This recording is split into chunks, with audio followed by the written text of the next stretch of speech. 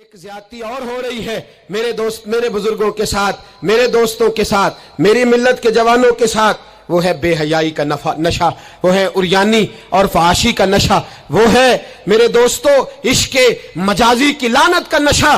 ہر بچے کے ہاتھ میں موبائل ہے، ہمیں پتہ ہے وہ ٹیلی فون بھی کرتا ہے، ہمیں پتہ ہے وہ گندے میسج بھی کرتا ہے، ہمیں خبر ہے وہ کئی برائیوں کے اندر مبتلا ہو گیا ہے، ہم جانتے ہیں وہ کئی قسم کے مسائل کا شکار ہے، لیکن اس کا ہاتھ کون پکڑے؟ تو نشہ ہے۔ جب آگ جلتی ہے تو میرے دوست اگر گھی پڑا ہو تو وہ ڈھلتا ہے۔ اگر نوجوان کے ہاتھ میں موبائل آئے گا اور اس کو پتا ہوگا کہ مجھے چھپنے کی جگہ بھی مل رہی ہے تو میرے دوست وہ تو بے حیائی کرے گا۔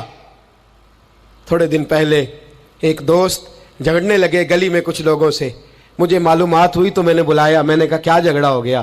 کہنے لگے یہ میری گلی سے گزر رہے تھے لڑکا اور لڑکی اور گندی حرکتیں کر رہے تھے، ان کو شرم نہیں آتی؟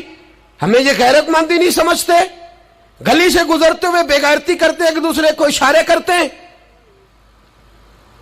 میں نے ان کو لڑائی سے روکا، ٹھنڈا کیا اور پھر میں نے بٹھا لیا۔ میں نے کہا ناراض نہ ہونا، تو میرا دوست ہے، تجھے کڑوی گولی دے کے شفا کرنا میرا حق بنتا ہے۔ میں نے کہا ایک مجھے بات تو بتا، گلی کے باہر کو لڑکا لڑکی حرکت کریں تو وہ تو بے غیرتی ہوئی، اور اگر بیڈ روم کے اندر ٹی وی پہ یہ کام ہو تو، اگر موبائل کے اندر یہ ہو تو پھر تیری میری غیرت کدھر گئی؟ پھر تو اور میں کہاں کھڑے ہوتے؟ بتا نا، جب گھر کے اندر ہماری چار دیواری کے اندر دروازے پہ تو غیرت مند بن گیا، میں محلے میں نہیں کرنے دوں گا، میں گلی میں نہیں کرنے دوں گا، اور کیا اس وقت بھی تو نے موبائل توڑا ہے جب تیرے موبائل کے اندر یہ گند ہوتا ہے؟ کیا اس وقت بھی تو نے ایل سی ڈی توڑی ہے؟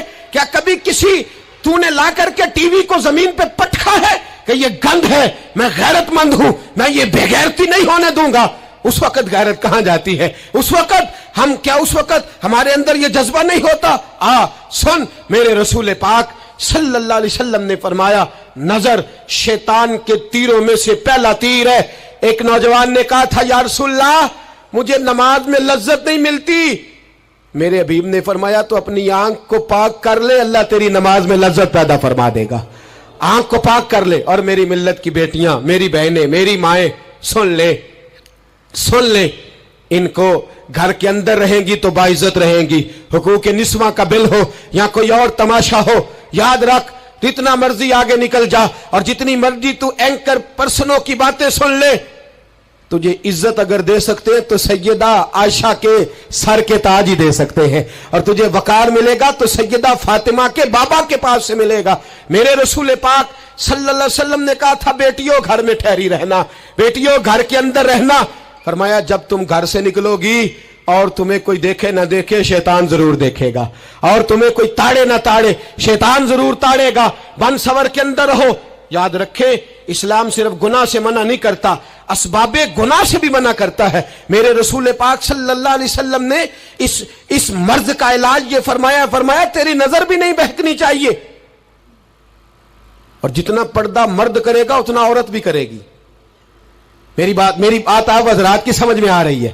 حضرت ام سلمہ رضی اللہ تعالیٰ عنہ کہتی ہیں عبداللہ ابن مکتوم نابینا سے ابھی آئے تھے، میرے رسول پاک صلی اللہ تعالیٰ علیہ وسلم نے آتے انہیں دیکھا تو فرمایا ام سلمہ پردہ کرو۔ عرض کی حضور وہ تو نابینا ہے۔ فرمایا تمہیں تو نظر آ رہا ہے نا، تم تو بینا ہو نا، آنکھ نیچی کرو، جھکا لو شرم سے۔ اگر مصطفیٰ کی ازواج پر پردہ ضروری ہے تو میری تیری بیوی پر پردہ ضروری کیوں نہیں؟ اگر رسول اللہ کی بیٹی پر پردہ ضروری ہے تو میری تیری بیٹی پر پردہ کیوں ضروری نہیں؟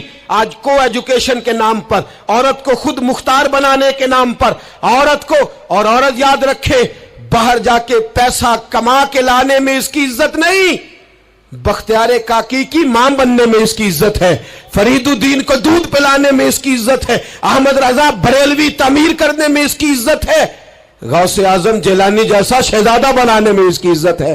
یہاں تیرا وقار ہے اور یہی چراغ جلے گا تو روشنی ہوگی۔ ملت کے جوان یاد رکھ، اگر تجھے 15 لڑکیوں کے فون آتے ہیں تو کوئی بہت بڑا بہادر نہیں، بلکہ تیری غیرت کا جنازہ نکل گیا ہے، اور اگر تو ڈٹ کر کے کئی لڑکیوں سے بات کرتا ہے تو پھر تو گر گیا ہے، پھر تو گند میں مبتلا ہو گیا ہے، پھر تو نے غلاظت کے ساتھ اپنی آنکھ اور اپنی زبان کو بھر لیا ہے۔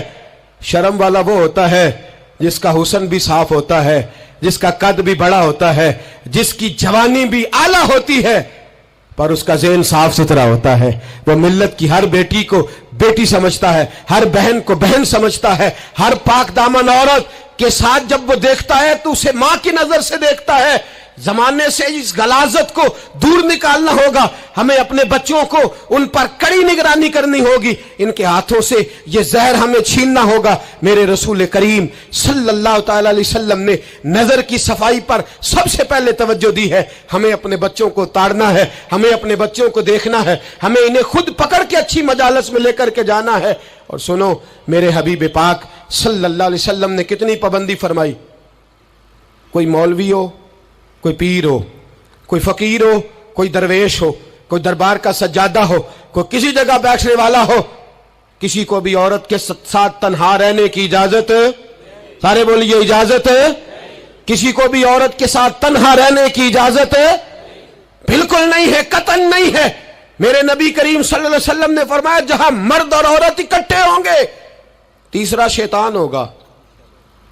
इब्ने हजर कहते हैं एक सहाबी ने अर्ज की हुजूर अगर वो दोनों नेक हो, अगर दोनों नेक हो तो मेरे हबीब पाक सल्लल्लाहु अलैहि वसल्लम ने फरमाया याहया के बेटे जकरिया भी हो और ईसा की वालदा मरियम भी हो, तो फिर भी मैं दोनों को अकेले रहने की इजाजत नहीं देता। जब उनको इजाजत नहीं है, जब उनको इजाजत नहीं है तो बाकी कोई किस खाते में है। मैं सुनता हूं और आज मैं बबांगे दोहल कहता हूं, हमें वो दरबार भी कबूल नहीं है। सुन लिया जाए, मेरी बात को नोट किया जाए, हमें वो दरबार और मजार भी कबूल नहीं है जहां बुराई और मंशियात के अड्डे कायम है।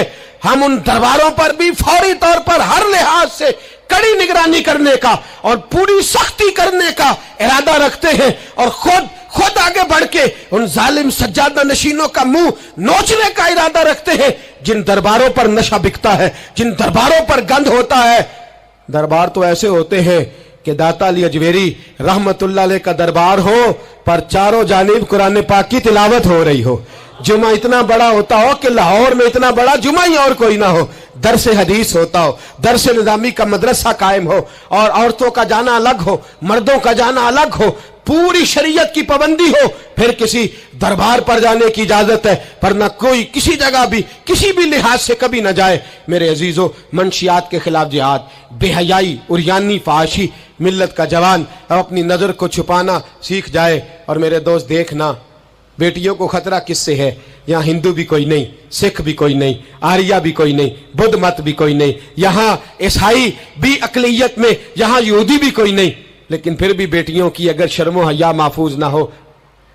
ये हदीस सुनाने लगा हूं, हदीस है, हदीस रसूल है। जवान खास करके जरा मेरी बात पे तवज्जो करे और बुजुर्ग खास कर तवज्जो करे जिन्होंने तरबियत करनी है। सुने, हुजूर की बारगाह में एक नौजवान आया है, ये संगमील है हदीस, इसको याद रखना। अर्ज की हुजूर मैं सारे गुनाह छोड़ सकता हूं, जिना नहीं छोड़ता। हुजूर मुझे जिना की इजाजत होनी चाहिए। मेरे हबीब ने थपकी दी, बिठा लिया। मैं कहता हूं हुजूर ने गुनाहगारों को मुआशरे से काटा नहीं, उनकी तरबियत फरमाई है, उनकी तरबियत फरमाई है, उनको करीब फरमाया। मेरे हबीब करीम सल्लल्लाहु अलैहि वसल्लम ने फरमाया इधर आ, बैठ जा। बैठ गए। हुजूर ने फरमाया तू पसंद करता है तेरी मां के साथ कोई बदकारी करे? हुजूर नहीं। फरमाया तू पसंद करता है तेरी बेटी के साथ कोई बदकारी करे? या रसूलल्लाह मैं आंखें निकाल दूंगा। हुजूर ने फरमाया तू पसंद करता है तेरी बहन के साथ? हुजूर मैं काट डालूंगा वो हाथ जो मेरी बहन की तरफ उठेंगे।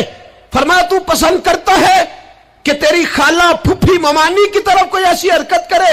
हुजूर मैं काट के रख दूंगा उन लोगों को जो बात भी करेंगे। मेरे हबीब ने फरमाया अच्छा, जिसके साथ तू बदकारी की इजाजत मांग रहा है वो किसी की मां नहीं लगती, वो किसी की बहन नहीं लगती, वो किसी की बेटी नहीं होगी?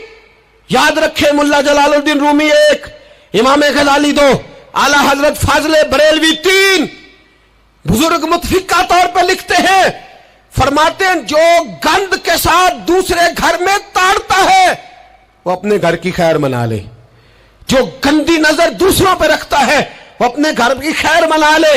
इसलिए कि जो जुर्म वो किसी के खाते में डालेगा वो सजा बन के उसके घर की तरफ लौटा दिया जाएगा, जो बदकारी वो किसी के खाते में डालेगा वो सजा बन के अल्लाह उसके घर की तरफ लौटा देगा।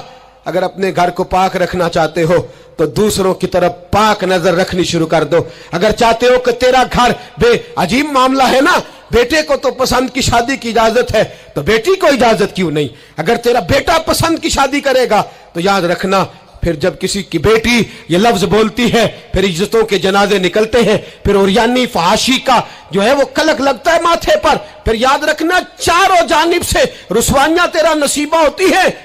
اگر تو بیٹی کو روکنا چاہتا ہے تو بیٹے کا ہاتھ پکڑ, اگر تو بیٹی کو صاف رکھنا چاہتا ہے تو بیٹے کو شرم و حیا کی چادر اڑا, اگر تو بیٹیوں کے کردار کی حفاظت کرنا چاہتا ہے تو پہلے بیٹے کو پابند شریعت بنا, پہلے اس کی طرف